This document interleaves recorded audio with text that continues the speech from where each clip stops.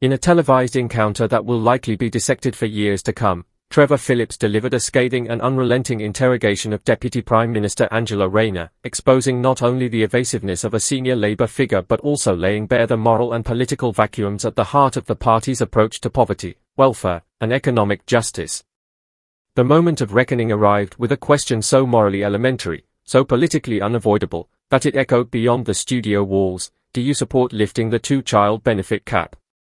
A policy widely condemned by anti-poverty organisations, academics, and even civil servants within the Conservative government itself. The cap, introduced in 2017, prevents parents from claiming benefits for more than 2 children and has been a direct contributor to the escalating rates of child poverty across Britain. And yet, before a national audience, Angela Rayner, the self-styled champion of the working class, the woman who rose from a council estate in Stockport to one of the highest offices in the land, could not, or would not, give a straight answer. Instead, viewers were subjected to a performance that could only be described as an exercise in political contortion. She sidestepped. She dodged. She launched into a blizzard of carefully memorized talking points. We're looking at it as part of a task force. Families are under pressure from many directions. I was a mother at 16. On and on it went. But the time for such vague hand-waving has long since passed. Across the country, families are drowning under the weight of austerity and stagnation. Children are going to school hungry in the 6th richest economy in the world. Food banks are reporting record levels of demand. Single mothers are skipping meals so their children can eat. The statistics are not abstract, they are a damning indictment of a broken welfare system that punishes the most vulnerable for the crime of existing. And yet, the Deputy Prime Minister of a party that claims to represent social justice could not muster the political courage to say whether she supports removing a policy that is actively harming children. Trevor Phillips, in a moment of journalistic resolve that has become increasingly rare in British political media, refused to let her off the hook. He asked once. Then again. And again. In total, he posed the same fundamental question 6 times. Does the Labour Party support lifting the cap? Yes or no? No caveats. No ongoing reviews. Just a straight answer.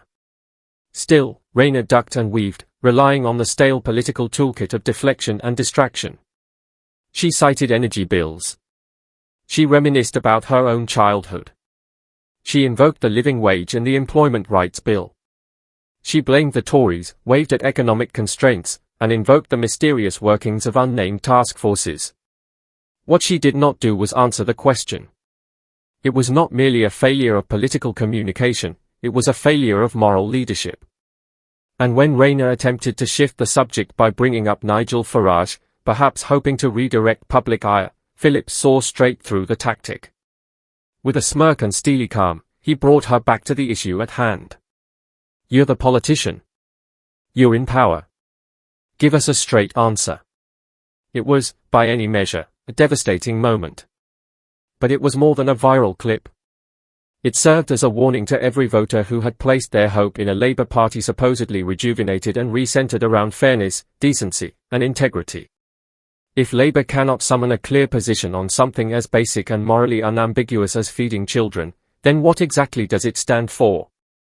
The two-child cap is not just another line in the budget, it is a direct driver of hardship.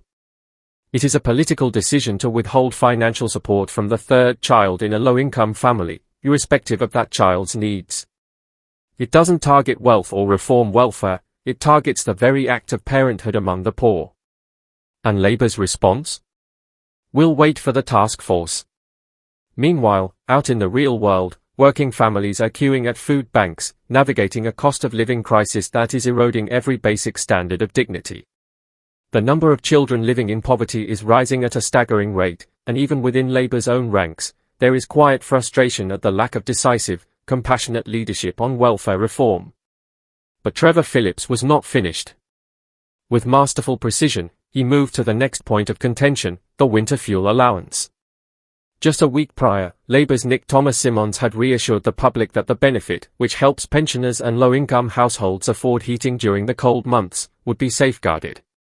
But soon after, the Prime Minister contradicted that promise, suggesting that the matter remained under review. Phillips, quite reasonably, asked Rayner, "When did you find out?" And again, the response was a cascade of ambiguity. He didn't say it would be scrapped. It'll be addressed during a fiscal event. Britain is the fastest growing economy in the G7. What followed was a textbook example of political gaslighting. When a government cannot even tell the truth about who will or will not be able to heat their homes during winter, it is not governing. It is managing optics. It is conducting public relations, not public service. Phillips, maintaining a composed but unrelenting demeanor, cut through the fog. "You're known as a plain speaker, Angela. So speak plainly." But once again, she did not. Or would not. Then came the final blow, a leaked document revealing that Rayner's own department had proposed 8 tax increases and 2 benefit changes. When pressed on whether she had approved them, she dodged. When asked if there would be a formal leak inquiry, she said yes, because leaks are bad. But the leak itself was not the story. The true scandal was in the content. Labour, behind closed doors, was apparently considering raising taxes on working people while refusing to commit to lifting a policy that would immediately lift hundreds of thousands of children out of poverty. Angela Rayner, once the bold underdog who vowed to bring the voices of the working class to Westminster, now appeared as little more than a polished emissary of the establishment, avoiding clarity, hiding behind process, and offering vague platitudes in the face of human suffering. Trevor Phillips, through sharp questioning and a refusal to be placated by spin, did what far too few journalists today have the courage to do. He exposed the uncomfortable truth that beneath the polished surface of Labour's unity and discipline lies a deep uncertainty, if not reluctance, about taking meaningful moral positions. When a party that aspires to govern cannot say, unequivocally, that it opposes a policy which condemns children to poverty, something is deeply wrong. And when its most senior voices can only offer evasions and deflections when held to account, the public has every right to ask, is this really the change we were promised? He stood firm.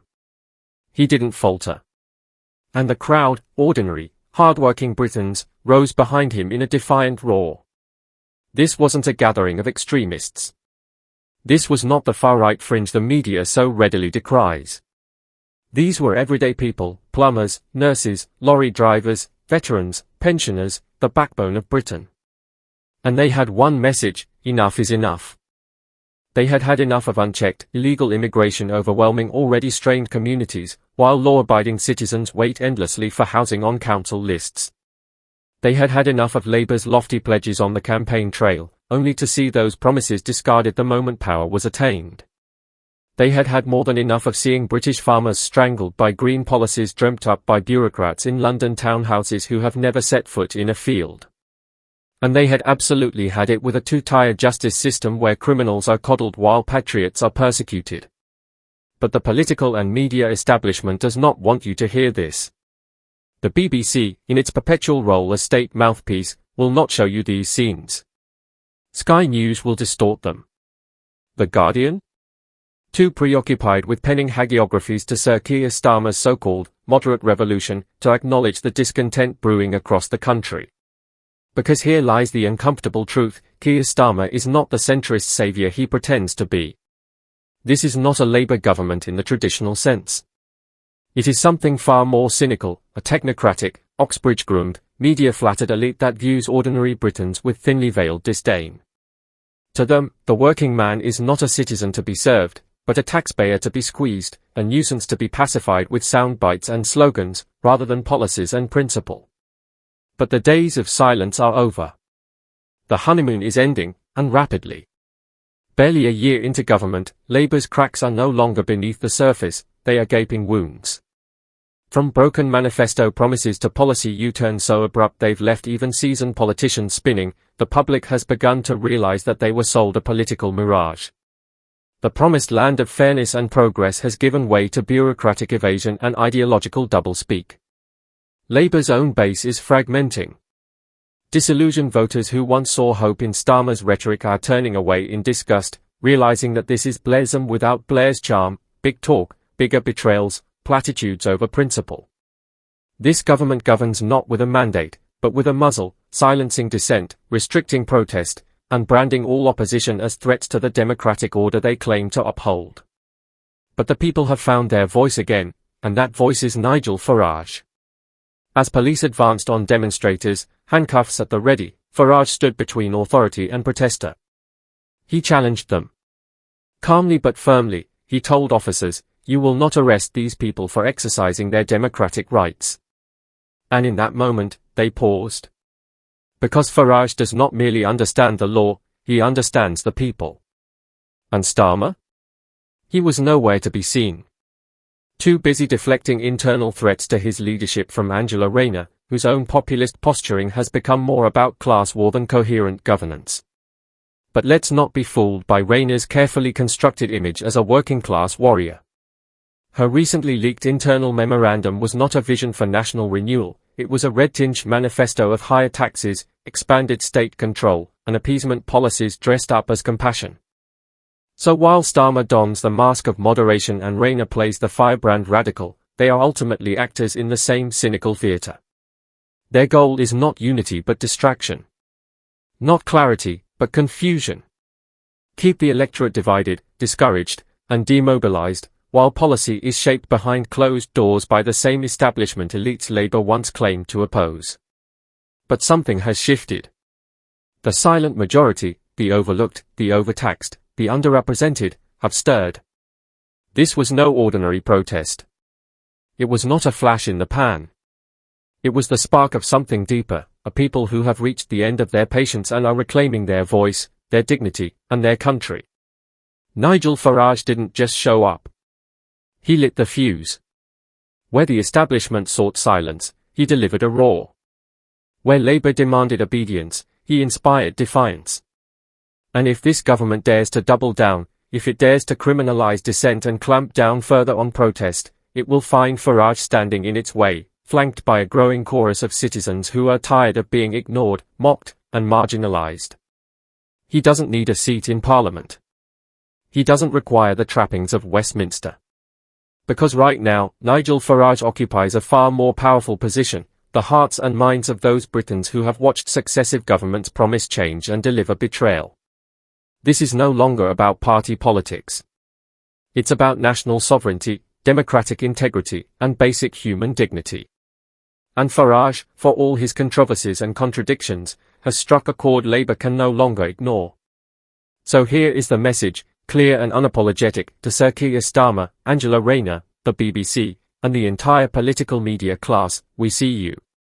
We no longer fear you. And we are taking back our country, one protest, one voice, and one fearless leader at a time. Farage has drawn the line. And the people are rallying behind it.